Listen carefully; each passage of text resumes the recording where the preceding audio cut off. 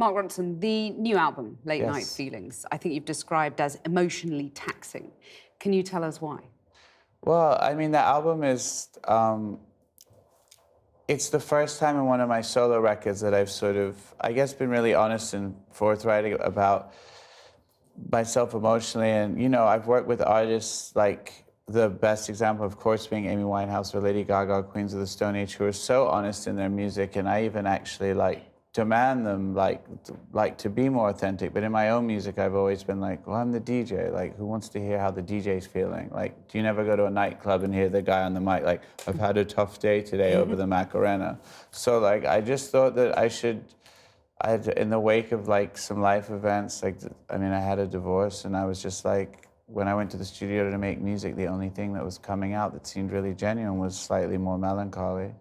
And I was like, well, you know, I still need to make people dance and still that, so I call it sad bangers, because it's like this, it's music that, you know, you can dance to, it feels good, but it has like a bit more emotional, I don't know, depth to it. So a breakup record? It is a breakup record, yeah. I certainly didn't invent anything new there. I mean, well, but you're reinventing the wheel, perhaps. I don't know. I mean, I think of like we started doing this fun DJ nightclub Heartbreak out of this album, and it's so fun to hear other DJs come down and play their favorite breakup music, and it could be anything from Gloria Gaynor to Robin to Drake. It's just like, there's so many great emo dance records. This is just kind of in that realm. And, I mean, aside from, obviously, divorce, which must be hugely traumatic, what else would you say keeps you awake at night, late night feelings? It can be anything. That's why when Leaky Lee came up with that, when we were writing the song and she came up with the title Late Night Feelings, I really liked it because it wasn't just about heartache. And then when we did the video for Nothing Breaks Like a Heart, Miley really wanted to make it a bit more about like the world feeling a bit broken. And we do live in the really unsure times. And what I liked about Late Night Feelings, it's about anything that keeps you awake in that last 10 minutes before you kind of fall asleep. And that could be lust, missing someone, a broken heart. It could be the state of the world. It could be Trump. It could be whatever. So, you know, we're in it. We kind of live in a tense time right now in the world. There's uncertainty, and I think that to ignore that in the music would be like just kind of untruthful. Which of those things that you've just listed would you say most keeps you awake? I mean, is it, you know, state of the world, climate change, politics, Trump? Which would you say most concerns you? I think all of those things really go. I mean, maybe like, I'm not sure, but you know, I read the news, I watch the news. You know, like, you can only be aware of like people's pain and suffering. So it's like it's constantly there somewhere, it's floating in your subconscious. I don't know on any given night whether I'm thinking about that or some girl that didn't call me back, to tell you the truth. But it kind of all goes like hand in hand, I think. And you've been absolutely pivotal to the careers of Amy Winehouse, Lady Gaga, not to mention Uptown Funk, which was one of the best-selling singles of all time. But I don't get the impression you're sort of sitting back and enjoying that. Is there a sort of pressure to that kind of success?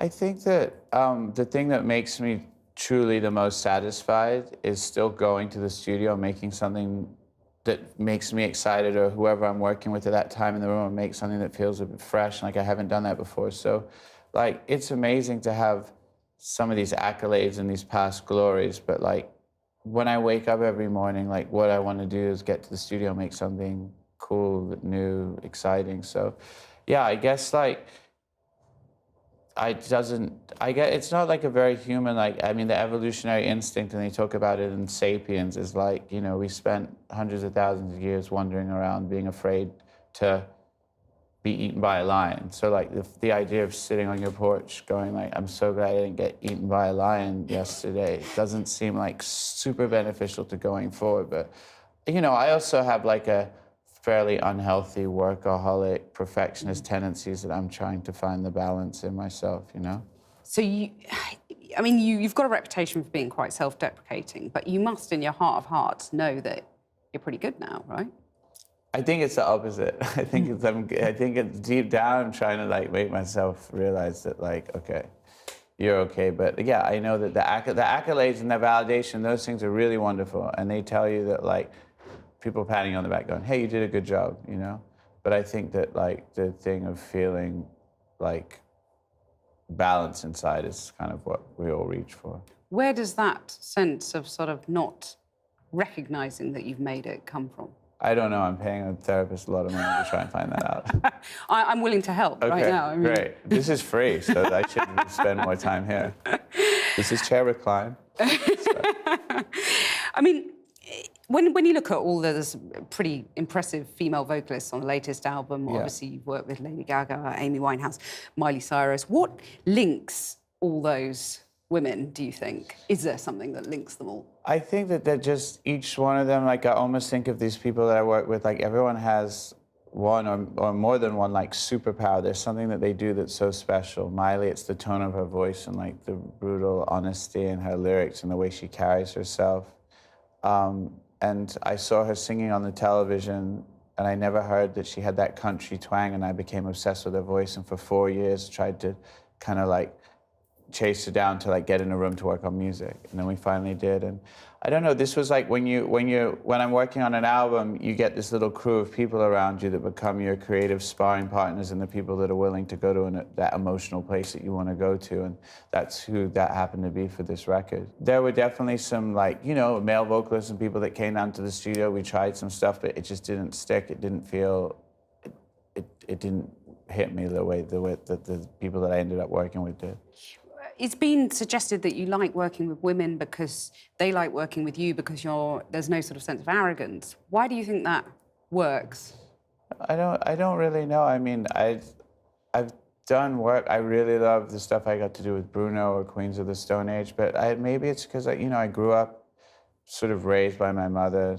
It was my sisters. It was like a very like strong female household. Maybe like I understand that energy a bit, or it feels familiar to me. But I just think like anybody who's, Lady Gaga will always tell me these stories like, oh, it's so great to work with you because these other male producers I work with like don't listen to my ideas. And to me, like, I don't deserve credit for that. Like, if you're in the room with someone who's like incredibly talented, the ground floor of what you should do is listen to their ideas. Like, that's why they're there. So I'm more like astounded when I like hear stories of like the sort of like arrogant other producers, because I'm like, you dummies. You're kind of post Me Too, before Me Too was invented. Okay, I'll take it. I feel like we're back to the therapist's couch. Right? Yeah. Amy Winehouse was described as your sort of first muse. I mean, who would you say now, if you had to single out someone, who would you say is your muse right now? I don't know if like muse, because it was such a mutual relationship. Like I was maybe even more her muse. I don't know. Like she called me the big sister she never wanted. Like that was a joke. But like we had like a very sibling relationship.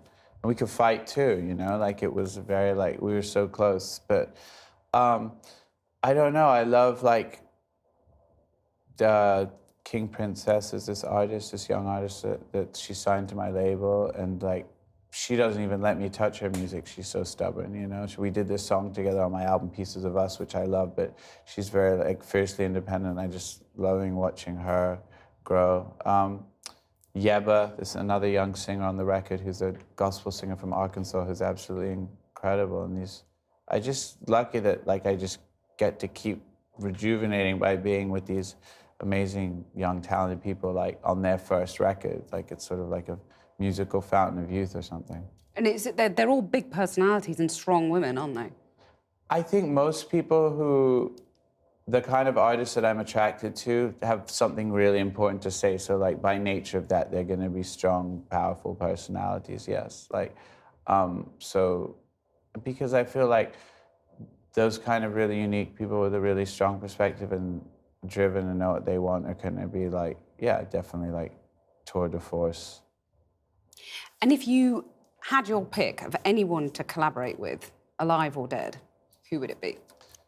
Dead or alive, I think when I started off DJing in hip-hop clubs in New York, I loved Biggie, the Notorious B.I.G., and you know, he died, I think I was 23, and I remember just thinking like, I'll never get to work with him. And so that's always like, he's one of my favorite rappers or, you know, people who made music ever, so I'll pick him. It's more than a decade since you collaborated with Amy Winehouse. Yeah. What do you think has changed in the way things work in the music industry now, the way producers operate?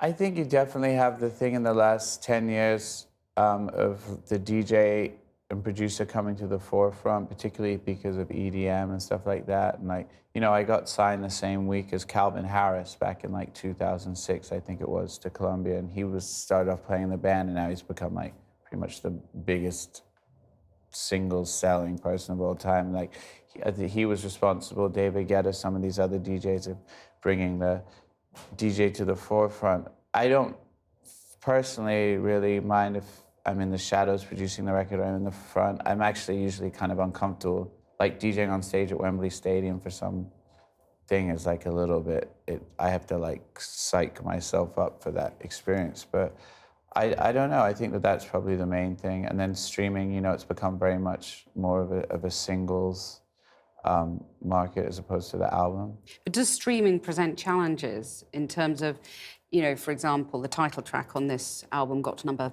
30, I think, in the UK singles chart. Is there a sort of singles that really break through now? They have to be less subtle. I think that I think what it is because streaming is really like about playlists. So if you have the kind of song that can really go across a lot of playlists, like it's either rappy, dancey, whatever those things, you have a better chance. It's like streaming's a new radio station in a way. So that happens, and I understand with my music, like that's not gonna be, I can't chase that. Like, you know, the things that I make are a little bit different, whether they're more mature, a little more live, played, but I just, you know, I just do the best to like make my stuff still, you know, work in that world, but I can't suddenly change what I do. Do you ever hear Uptown Funk now and just go, oh God, not that again? Well, I don't listen to it when I'm at home, but that would be a bit weird, in a way, wouldn't it? It's my doorbell. It's the ring. Is it really? No, that would be so strange. But I do love, like, I get tagged on Instagram and there's like a video of like some kids dancing to it, or their mom, or they're singing it, or when I get to go out and play at festivals, just like kind of the look of joy that, like, you know, comes across people, or knowing it's like a wedding tune, like that's amazing. Like that, knowing that it's like, you know, it's as soon as you put out a record, it's no longer yours anyway, it belongs to everybody, but the fact that that particular song makes people pretty happy is cool. Mark Ronson, thank you very much. Thank you.